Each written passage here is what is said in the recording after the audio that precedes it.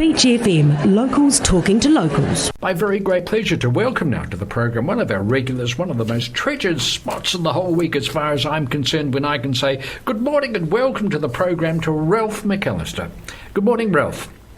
And good morning to you, sir. Lovely to talk to you. And yes, I imagine that many people are wondering what to do with their times. And I imagine that you've got some very constructive, you've got some creative suggestions for us. Oh, look, I think the wonderful thing about this terrible time we're living through is that it does give people a chance to pause and think, what is my reading worth? What do I want to look at? What's my music worth? What are the television programs, you know? Yes. And so I'm quite lucky, really, because I've always been a reader, as you know, John. And Indeed. I've just, in the last week, finished 890 pages of the third part of Hilary Mantells' Man Booker Prize-winning trilogy, The Mirror and the Light. And of course it's all about Thomas Cromwell, pronounced Crum by his friends and Cromwell by the ambassadors to the court. Oh. They can't quite get the words of Cromwell particularly correct. And so I've just spent the last week steeped in Tudor history, steeped in the brilliance of this writer.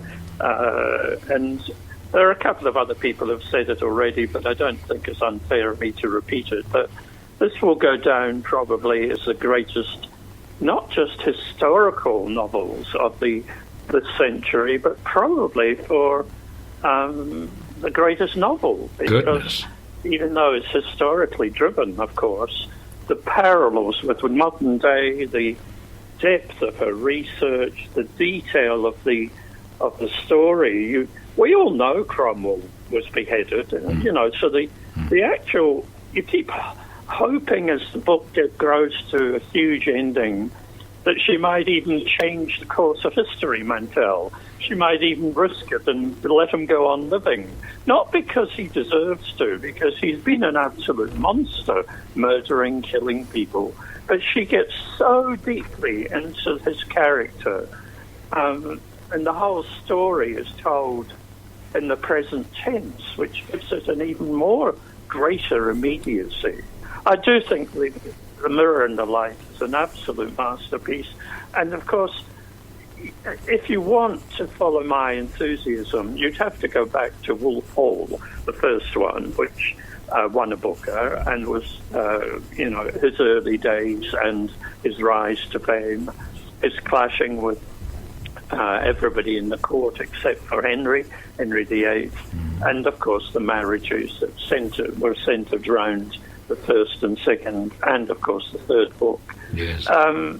It's difficult to say anything except I'm just deeply sorry I finished the 900 pages, and I heard her interviewed on Kim Hill last Saturday, and she said, she said to readers like me, don't try to take it all in one sitting, which I almost did. Well, goodness. 2 sittings. Well, I just loved it so much. Oh. But she said, take each book and then have a race. There are 6 books in all. And that's what I did. I had a race for about 5 days, and then temptation overcame me, and I finished it. And that's going to be the rave of my last, I don't know how many years. Goodness me. Well, you're making very big calls here. Best of the century novel. Did you actually say that? The best of the century? Look, the trilogy, I would say, will go down, and I won't be around to hear it, but, you know, it's just that good. She's changed the course of historical novels. She's opened them up. She's bravely gone, I think, where nobody's ever gone before. And I just can't say enough about her, and I probably should shut up now because No, not at all. Your listeners might be getting a bit sick of this rave. No, well, I'm not at all. There's obviously an extraordinary work. Did she mention in the interview with Kim how long this task had taken her? It feels like years of work to me. Oh, well, it is, of course. Her first one came out over 15 years ago. That was the Wolf Hall, which was converted into a wonderful TV series, and I saw it converted for the stage in London by the RSC. And then that was followed a few years later by the second one. And then, of course, The Mirror and the Light took 8 years to write. And we've all been waiting for it, but we thought it would be out after 3 or 4. It's been not a lifetime commitment, but it's been for her the last 15 or 18 years.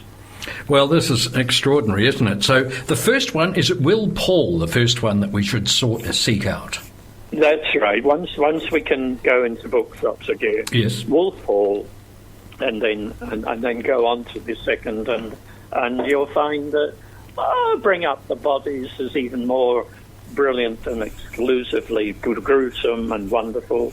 And she ties everything together in the most professionally stunning way with The Mirror and the Light, which you won't be able to buy yet except until the shops open. And good luck if you want the challenge, and you can ring me up and say, what a ridiculous piece of work, Ralph, but you won't convince me that it's anything other than a masterpiece.